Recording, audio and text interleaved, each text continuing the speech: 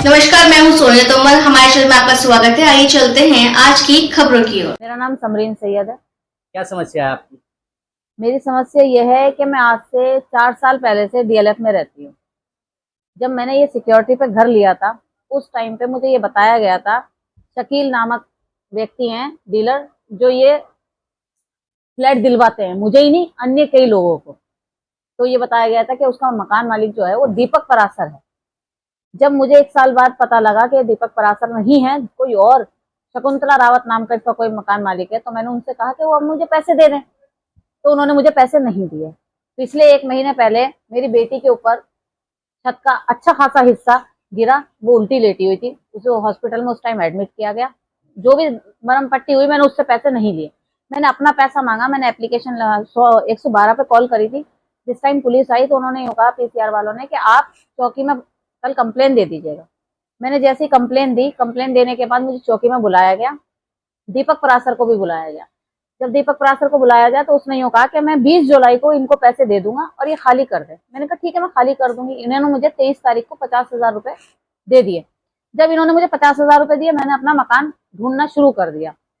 7 तारीख को मुझे मकान मिला तो इन्होंने मुझे 20,000 रुपए और दिए और लिखत में ले लिया कि हम 70,000 रुपए दे चुके हैं। मैंने कहा ठीक है। इन्होंने मुझसे, चौकी इंचार्ज ने बुलाकर, जैद साहब नाम है उनका, उन्होंने मुझे बुलाया और कहा कि आपने 10 दिन लगा दिए मकान ढूंढने में, आप 10 दिन का टाइम इन्हें और दे दो। मैंने कहा ठीक है, 1 दिन और सही, कोई दिक्कत नहीं है। अगर आपके कहने पर इतना हो रहा है तो मैं आपकी ये वाली बात मान लूंगी। 20 तारीख को उसने मुझे पैसा नहीं दिया, 23 तारीख को भी नहीं दिया। लगातार चौकी इंचार्ज को मैं मैसेज करती रही और चौकी इंचार्ज के मैसेज है मेरे पास, जो प्रूफ है इस चीज का, कि वो मुझे आश्वासन देते रहे कि मैं आ जाऊं, मैं आपको पैसे दिला दूंगा, आप परेशान क्या मत। नाम है चौकी इंचार्ज का? जैद। जब आपने जैद साहब से बात की तो उन्होंने सिर्फ आश्वासन दिया आपको? जी। तो अभी तक आपको पुलिस की जो कार्रवाई की गई है उससे आप बिल्कुल भी संतुष्ट नहीं हो? बिल्कुल भी संतुष्ट नहीं हूँ। उसकी वजह यह है कि 29 तारीख को मेरा सामान नीचे उतरवा दिया गया। एक चौकी इंचार्ज कुलदीप और 2 बंदे हैं, और उनका नाम नहीं जानती मैं, बाई फेस देखकर बता दूंगी। उन्होंने मुझसे कहा कि आप सामान नीचे उतारो, हम आपको पैसे दिलवाएंगे। मैंने कहा अगर इसने पैसे नहीं दिए, कह रहे अगर इसने रिकॉर्डिंग है, अगर इसने पैसे ना दिए तो हम चढ़वाने के भी पैसे देंगे। मैंने अपना सारा सामान सड़क पे उतार दिया। मैंने दीपक परासर को फोन करा तो वो कहता है पहले सामान हटाओ, ताला लगाकर चाबी दो मुझे, मैं अपना ताला लगाऊंगा फिर आपको पैसे दूंगा। दीपक कौन है? दीपक परासर यहाँ पर अपने आप को महामंत्री बताता है। वो कहता है मैं बीजेपी में महामंत्री हूँ, गाजियाबाद इसकी में। आपने अभी लिखित शिकायत भी करी है? जी, किस किस विभाग को की है? मैंने कमिश्नर ऑफिस में भी की है, एसीपी साहब को भी की है, एसएचओ साहब को भी की है। मुझे इनसे बाकायदा बहुत संतुष्टि मिली है, क्योंकि इन्होंने फौरन एक्शन लेने के लिए कहा। लेकिन जो चौकी इंचार्ज है वो, और जो 3 बंदे और हैं इसी चौकी के, वो उससे मिले हुए हैं। क्या क्या नाम है उनके?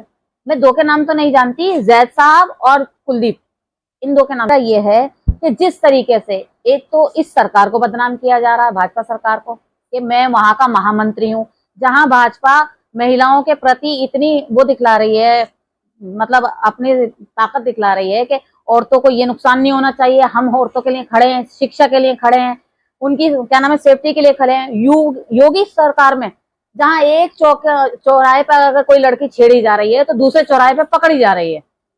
आप ये बताइए, उस जगह पर मेरा शोषण किया जा रहा है।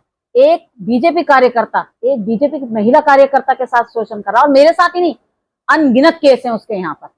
जिस तरीके से उसके यहाँ पर, आपने अपनी कंप्लेन में बताया कि आपको और आपकी बेटी को भी किसी प्रकार की सुरक्षा चाहिए, आपको खतरा उन लोगों से। जी, उनकी बीवी ने मुझे धमकी दी है, इसे भी मारने की और मुझे भी मारने की। तो अगर आपके साथ कुछ होता है तो उसका जिम्मेदार दीपक परासर और क्या नाम है उसकी बीवी होगी, और जो चौकी वाले उसका साथ दे रहे हैं वो होंगे, क्योंकि उसकी गलत नजर भी है। अब आपका अगला कदम क्या होगा? मेरा अगला कदम तो यह है कि मुझे आप सबका साथ चाहिए, कि आप मीडिया है जो सच को आगे लेकर आती है और हमारी ताकत है। तो मैंने आपसे इसीलिए मदद मांगी कि आप मेरी आवाज आगे तक पहुंचाएं, ताकि मुझे इंसाफ मिल सके। यहाँ के पार्षद, यहाँ के जितने भी जिम्मेदार लोग हैं, मैं उनसे कहना चाहती हूँ कि प्लीज मेरी मदद करें, क्योंकि मुस्लिम एक समाज ऐसा है कि बहुत मुश्किल से जुड़ता है, और इन लोगों की ऐसी हरकतों की वजह से कहीं ना कहीं दूरी बनती जा रही है। और कुछ कहना चाहते हो शासन प्रशासन से तो मैं ये कहना चाहूंगी कि जहां तक मुझे उम्मीद है कि ये योगी सरकार है और यहाँ पर इंसाफ जरूर मिलेगा, और ऐसे लोग जो एक तरीके से भाजपा को बदनाम कर रहे हैं, उनसे मैं हाथ जोड़ के विनती करूंगी कि ऐसे लोगों के खिलाफ सख्त से सख्त कार्रवाई की जाए। कितने पैसे आपको और लेने हैं अभी उनको? मैंने उनको 2.5 लाख रुपए दिए थे। अब उन्होंने मुझसे यूं कहा, जब आपने 100 नंबर की 112 पे कॉल करी है तो इनका खर्चा भी देना पड़ेगा, तो 10,000 रुपए उन्होंने वो कम कर दिए। फिर लिखत में दीपक परासर ने कि इन पुलिस वालों को देना पड़ेगा, चौकी वालों को। बिल्कुल बिल्कुल, नहीं मेरे पास सबूत है, मैं सबूत के साथ लगा रही हूँ, मैं कोई ऐसा भ्रष्टाचार का आरोप नहीं लगा रही। देखिए ये एप्लीकेशन, और इसमें एग्रीमेंट में 2.5 लाख है, और उसके बाद जो उसने लिखा है चौकी के अंदर बैठकर, वो 2,40,000 लिखा उन्होंने काट लिया। जी बिल्कुल, मेरी जो मेहनत के, मैं नाजायज नहीं मांग रही। मैं ये देखिए कितना बड़ा हिस्सा है जो गिरा है घर का। मेरी बेटी की हालत ऐसी है, सानी इधर आइए, ये देखिए ये पूरा हिस्सा इस बच्ची पे गिरा था। कल भी कोर्ट के अंदर ये चक्कर खा के गिर गई। हाँ LLB कर रही है ये, इसके बैक पे चोट लगी थी, उससे इसके ऊपर ऐसा असर है कि वहां पर चक्कर खा के गिरी है, और इसको क्या नाम है हेड गवार में एडमिट किया गया।